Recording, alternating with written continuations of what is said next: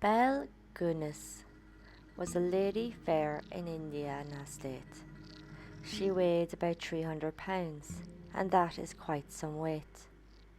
That she was stronger than a man her neighbours all did own. She butchered hogs right easily, and did it all alone. But hogs were just a sideline. She indulged in now and then.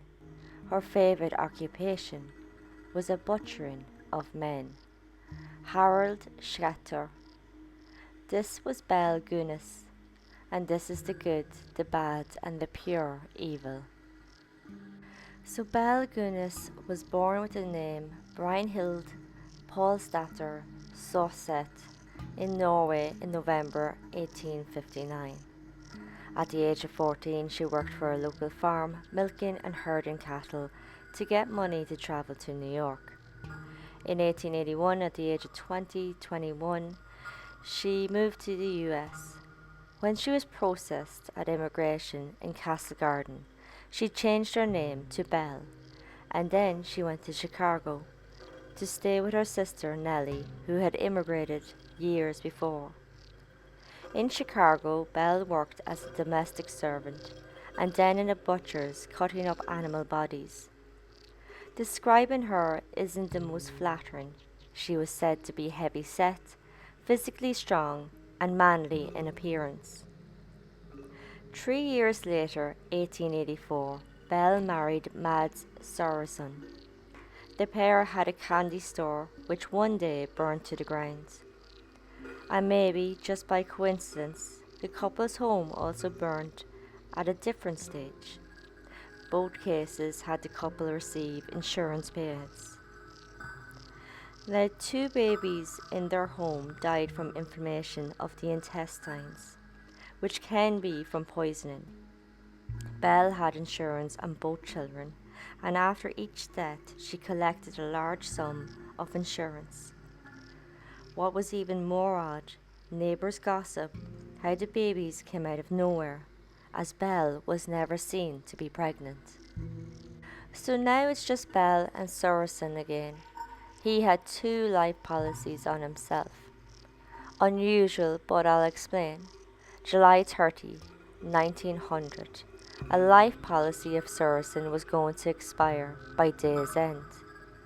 To not tempt fate or have confusion, if it did, Sorensen began a new one that day to be covered. Mads Sorensen died of a cerebral hemorrhage that very day.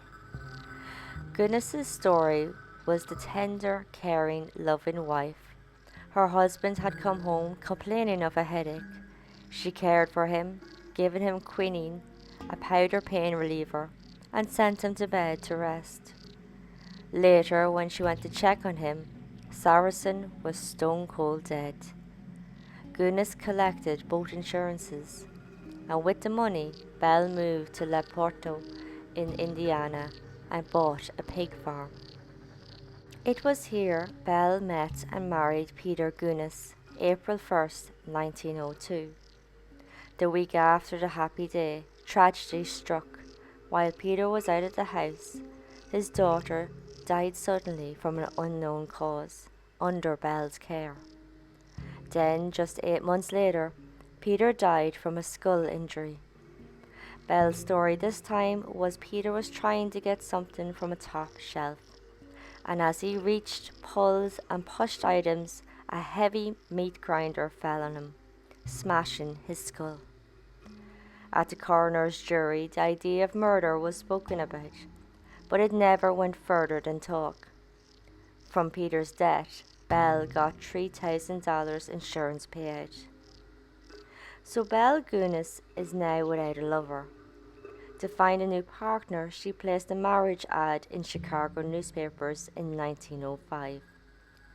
Henry Gerholt, a Wisconsin farmhand, answered the ad. He traveled to Porte and wrote to his family back in Wisconsin, saying he liked the farm and was in good health, and wanted them to send on potato seeds for him to plant. That was the only contact Henry made to his family. So growing concerned, the family reached out to Gunness. She said Henry went off with horse traders to Chicago. Belle would keep Henry's trunk and fur coat as keepsakes. Joe Moe was from Minnesota, and he was the next to answer Gunness' ad in 1906. They wrote back and forth for months. Moe travelled to Porte with a large sum of money. No one ever physically saw Moe, but a carpenter doing work for Gunness did see Moe's trunk, along with a dozen others. April 1908, Belle Gunness' crimes came to light. The Gunness farmhouse in Porte went up in flames.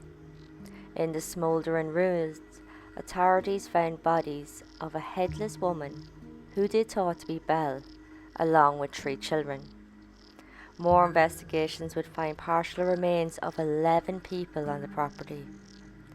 When word got out about the fire, the Porte police were contacted by Ashley Helgelien, who found letters between his brother and Belle. The letters spoke about his brother moving to Porte to bring money and to keep it all a secret.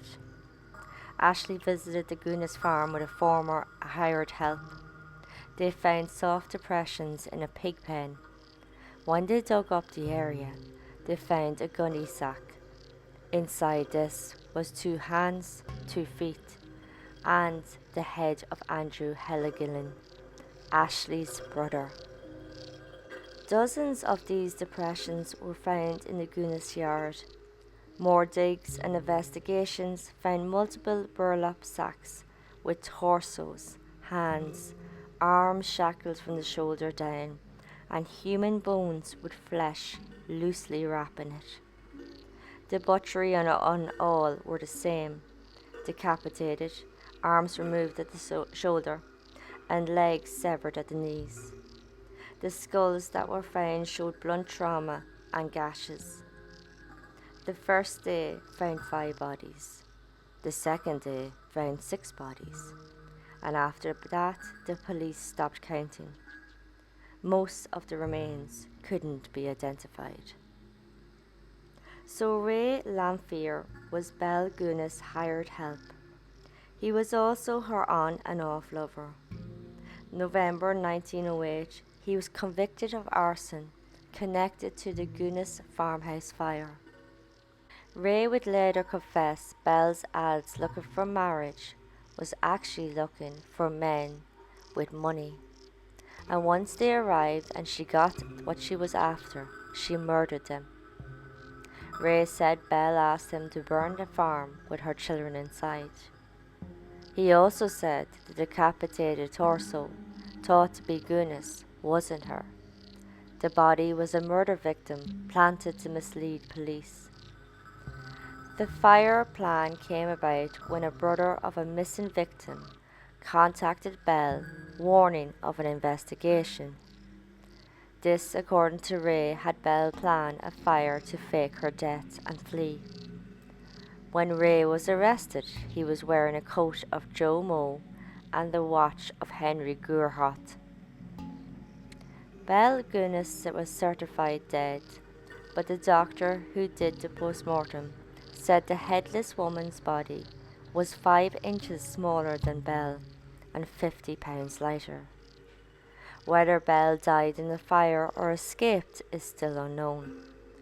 2008 DNA tests were done on the headless corpse to a letter of Belle's, but due to age of the sample, it couldn't be properly tested.